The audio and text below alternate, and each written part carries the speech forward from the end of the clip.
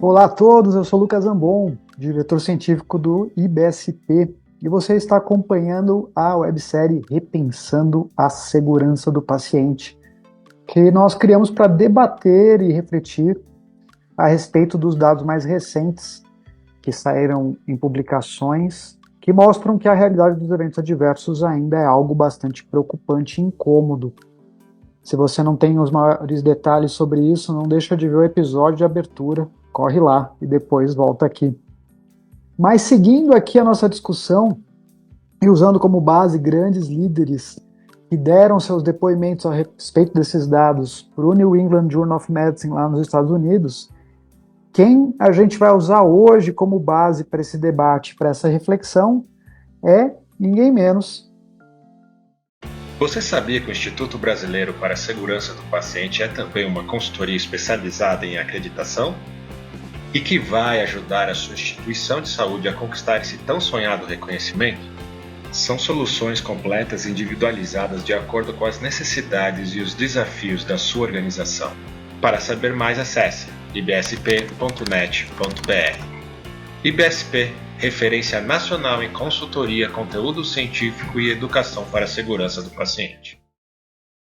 Que a Leslie Jureco, que é a diretora de segurança, qualidade e experiência do paciente na meca da experiência do paciente, que é a Cleveland Clinic, que muita gente usa como referência exatamente para a questão do patient experience. Mas a Leslie, ela ocupa um cargo que notem que junta tudo, né? Qualidade, segurança e experiência, tudo na mesma cadeira, e é bastante pertinente isso. Mas vamos ver um pouco o que é a opinião da Leslie aqui, de alguém de um ambiente que é referência para todos nós, que é a Cleveland Clinic.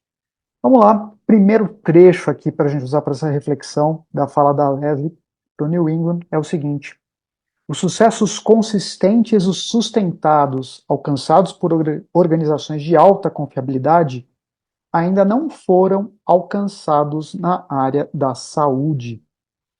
Aqui é legal porque ela já traz uma perspectiva que é super atual na discussão, que é das HROs, né, das High Reliability Organizations, ou organizações de alta confiabilidade, que são organizações que não ganharam esse nome, assim, elas não vão lá e falam assim, eu sou uma organização de alta confiabilidade, isso é um nome dado pelos estudiosos da área de segurança, que vem em determinadas organizações uma taxa de sucesso muito alta diante dos altos riscos da operação dessas atividades, né?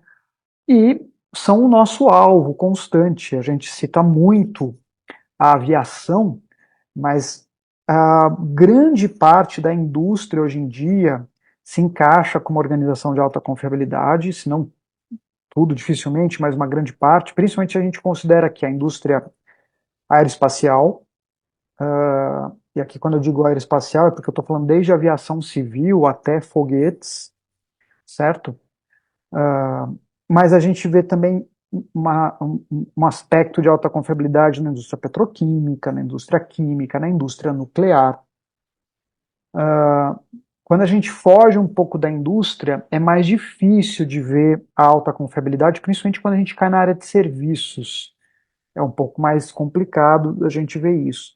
Mas a gente se espelha muito nessas indústrias, por quê? Porque a saúde, dentro do contexto da área de serviços, é uma das coisas que mais oferece risco ao ser humano. Vocês vão concordar comigo que a área de serviço inclui prestação de serviços educacionais, restaurantes, lojas, tem uma série de coisas que se enquadram como serviços, mas provavelmente, talvez até a única dessas atividades na área de serviço que oferece risco de algo dar muito errado, inclusive com morte, é a área da saúde. Tá? Então a gente tem uma vivência tênue naquilo que a gente presta para a sociedade, porque a gente pode fazer muito bem, mas pode fazer muito mal. E olha como ela coloca aqui, né, que aquilo que a gente almeja, que é ser uma organização de alta confiabilidade, ainda não foi atingido, que é o sucesso consistente e sustentado das atividades que as HROs têm. Né? A taxa de de eventos, por exemplo, com aviões, a gente sabe que é absurdamente baixa, da casa do milhão de decolagens para você ter um acidente aéreo. Enquanto que na área da saúde a gente está falando de estudos como o do New England, que tem uma taxa aí de 1 para cada 4 pacientes sofrem evento adverso, ou o estudo nacional aqui, publicado lá na USP Ribeirão, pela USP Ribeirão, de 1 para cada 3. Então, são mundos absurdamente distantes em termos de resultado e consistência. Não que a gente não tenha feito já muita coisa, fizemos. A questão aqui é a consistência e a sustentação desses resultados, como a Leslie Jurek coloca aqui. Mas vamos ver o que mais que ela conta para a gente. Vamos lá. A espera, a dúvida e a preocupação dos pacientes não são mensuradas, mas sua tendência está sempre presente. Ela traz aqui para a gente uma dimensão que é a dimensão psíquica no entorno da qualidade de segurança, né? A gente acaba, isso não vejo isso como um problema, é mais uma limitação daquilo que a gente consegue medir, porque a gente mede muito, quando a gente está falando de segurança do paciente, o dano, o evento adverso físico, né? Morte, sequela, amputação, ida para UTI, reoperação, infecção, são coisas muito objetivas, concretas.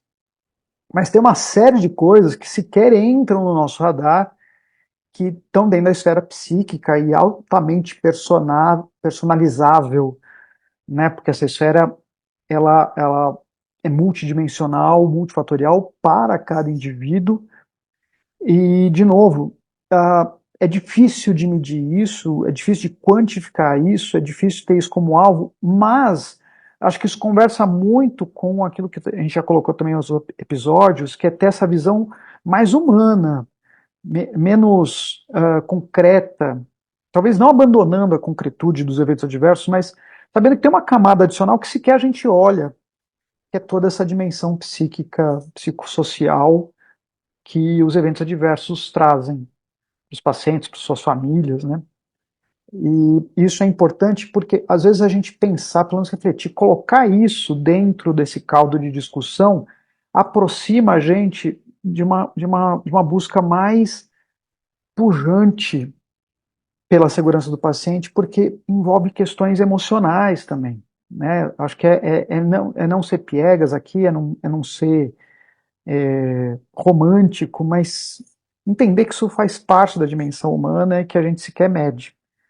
E isso é importante porque isso aproxima a gente de outros seres humanos, né? Mas vamos lá, o que mais que a Leslie comenta? Ela gostaria de exigir mudanças em larga escala juntos.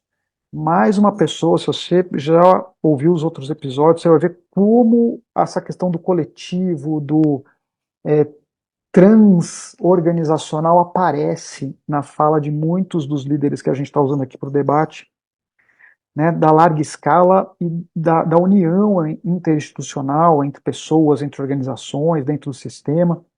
E olha só como é que ela coloca nessas mudanças em larga escala, né? Que mudança que seja transformadora, não tática. O que ela quer dizer com isso?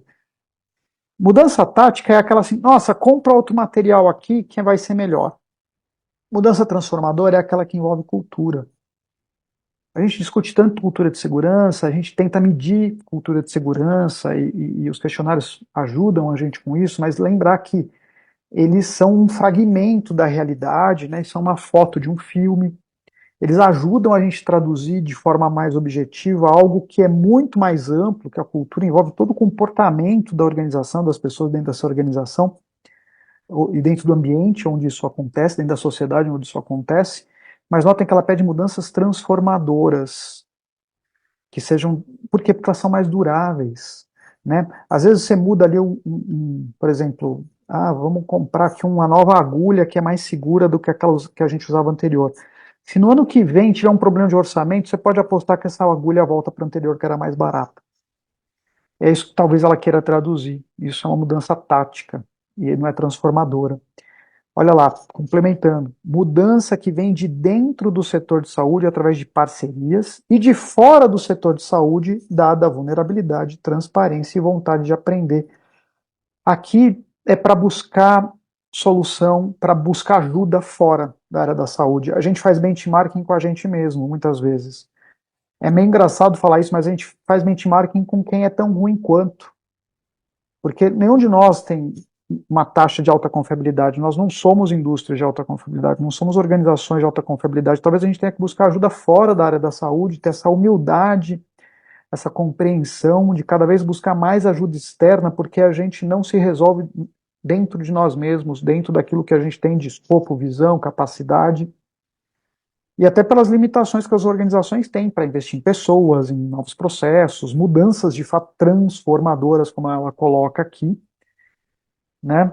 Essa é porque isso entra na balança da sustentabilidade das organizações e muitas vezes não se tem nenhuma, não é nada é feito de forma arrojada. Talvez isso seja a palavra melhor, ser arrojado nas transformações, arriscar mais nessas transformações por conta de medo ou de insegurança em desmontar ou desconstruir aquilo que envolve a sustentabilidade financeira, muitas vezes. Né? É uma equação difícil, mas a fala da Leslie Jureco é que ela tenta puxar aqui para uma humildade da gente compreender o quão limitado a gente é, o quão limitadas são as tomadas de decisão dentro do setor saúde e o quanto a gente precisaria buscar de apoio fora. Acho que esse é o ponto. Seja no meio universitário, onde é possível se fazer mais pesquisa, eventualmente, ou mesmo em outras áreas que são indústrias de alta confiabilidade, como que a gente consegue fazer parcerias, buscar ajuda, e depois entre nós mesmos, né? Que, de novo, aqui a fala do juntos, né? O destaque aqui para o coletivo. E por isso que é importante a gente ter essa noção de que sistema de saúde a gente quer. Quanto mais fragmentado ele for, do ponto de vista de prestação de cuidados, pior vai ser nesse sentido. Você vai ter ilhas de excelência, uma fragmentação ou com acesso muito escasso. E a gente precisa entender que segurança e qualidade deveria ser condição sine qua non ou uma necessidade a ser entregue para toda a população, para todo mundo. Mas vamos em frente aqui, que ainda tem mais coisas que a Leslie Jureco traz aqui, e esse é um aspecto muito, muito importante. Olha a frase dela. Diminua a distância de poder dos cuidados de saúde e faça com que os pacientes façam parte da equipe. Precisamos da ajuda deles. Isso aqui é um exercício de humildade tremenda. Tem a ver com a autonomia da pessoa, tem a ver com cuidado centrado. E olha só que legal, porque isso aqui é a fala de alguém que é diretora de qualidade, segurança e experiência do paciente. Experiência não é NPS, hein, gente? Muito cuidado com isso. A experiência do paciente não é aquela medida ali para o paciente dar um 9, 10, porque está satisfeito, porque vai indicar o serviço. É muito mais profundo e mais amplo do que isso. E aqui, distância do poder, eu acho que até eu poderia extrapolar mais, a gente deveria quebrar as distâncias de poder para favorecer a cultura de segurança de toda a organização. E aqui, distância de poder vai desde do chefe de enfermagem com seus enfermeiros, técnicos, auxiliares, seja lá qual for a composição, a distância de poder entre médicos e outras profissões, ou entre chefes médicos e seus subordinados, a distância de poder entre líderes e seus liderados. Porque, no fundo, eu acho que aquilo que acontece em relação ao paciente é só mais do mesmo do que acontece nas relações humanas dentro da organização como um todo. Eu não estou falando aqui que é para virar uma anarquia, não é nada disso não, hein? Eu acredito que é necessário você ter organograma, cadeias de comando, você precisa ter esse esqueleto da organização para que ela funcione e tenha os tomadores de decisão, os executores, isso tem que ficar claro, não dá para, não é, isso aqui não é jogo de várzea, que você joga uma bola lá e vamos ver para quem bate a bola e faz gol. Não é isso. Tem que ter consistência, tem que ter organização, tudo isso é funcional, não é abandonar isso. A questão aqui é muito mais nas dinâmicas interrelacionais. E, de novo, isso também é um pouco fruto da sociedade, porque tudo vem de fora, né? A gente é só espelho daquilo que já acontece no universo ao nosso redor, a área da saúde não é diferente. Mas distância de poder é algo que acontece muito nas organizações, vem muito como fruto ali da primeira fase da Revolução Industrial, ficou presente no DNA de qualquer organização ali do século XX, da indústria muito, e das organizações militares, tudo isso, né, porque isso permeia toda a sociedade, e de novo, não estou querendo anarquizar nada, não é isso, mas é preciso modificar comportamentos, é preciso modificar relações, é preciso aproximar pessoas, isso também é um caráter de humanismo, né? Não, hoje em dia eu vejo que não cabem, por exemplo, mais aqueles líderes que se colocavam ali naquela posição de tocador de bumbo e batedor de chicote, que é aquela liderança old school e que a gente viu e que fez muita organização funcionar, mas isso cada vez cabe menos na sociedade que a gente vive, nas discussões que a gente tem, né? As pessoas precisam se aproximar mais, a cadeia de hierarquia ela precisa ser entendida como muito mais uma organização funcional do que uma organização de poder. Então, isso afasta as pessoas ao invés de aproximá-las. E isso se traduz até em aspectos muito sutis do dia a dia, né, que é o diretor usa terno e gravata, o funcionário usa ali um uniforme padronizado.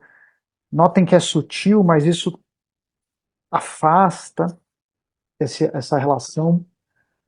Então, até essas etiquetas sociais precisam ser repensadas, repaginadas por um novo século que a gente vive, por uma nova sociedade que a gente vive, que almeja objetivos diferentes. E provavelmente, se a gente conseguir ir quebrando essas barreiras, essas estruturas que têm seu contexto histórico, mas que está na hora de eventualmente serem repensadas. E se a gente conseguir fazer isso num escopo mais amplo, sem sombra de dúvida, isso vai capilarizar até o paciente, de forma natural. E isso é super importante, como a Leslie coloca aqui, né? Nós precisamos da ajuda deles, porque, primeiro, porque o paciente é o mais interessado no resultado, é com ele que a coisa está acontecendo. E segundo, porque ele é uma barreira fundamental, a percepção do paciente de que algo está dando errado tem que ser valorizada, né? Eu, por exemplo, sou muito a favor, eu sou meio revolucionário, eu acredito que o prontuário tinha que estar aberto do lado do paciente, o paciente tem que ter acesso ali a um computador do lado do leito, para ele ver tudo o que está acontecendo, se ele quiser ler e questionar, isso seria revolucionário, porque as pessoas parariam para pensar o que elas anotam, o que elas fazem, o que elas deixam de fazer de forma muito mais forte. Você teria ali o sensor da coisa, é o usuário alvo, é a pessoa alvo de tudo aquilo que está acontecendo. Tem gente que tem medo disso, né? Eu não teria medo, eu usaria isso como uma ferramenta para alavancar. Isso só para dar um exemplo. Mas provavelmente existem outros possíveis exemplos, e como eu falei, isso aqui é uma reflexão, então é para ajudar a gente a pensar, é ser o, é, é o, é o fósforo sendo jogado ali na fogueira para ela incendiar e aquecer a gente, para que a gente veja a luz e o calor nos aproximando de uma nova realidade. Né? Léo Jureco aqui, muito feliz nas suas falas e no que ela traz aqui para a gente, também uma reflexão bastante importante. Espero muito, muito mesmo que toque você aqui de alguma forma e que você possa carregar isso, debater com outras pessoas, conversar com outras pessoas do seu meio, da sua organização, porque é assim que começam as transformações, é com debate, com conversa, com troca de ideias, que é o propósito dessa série aqui. Muito obrigado por sua audiência, por estar nos acompanhando, seja no podcast, seja no YouTube. Continue aí com essa websérie, que está sendo um prazer poder montar para vocês. Até a próxima.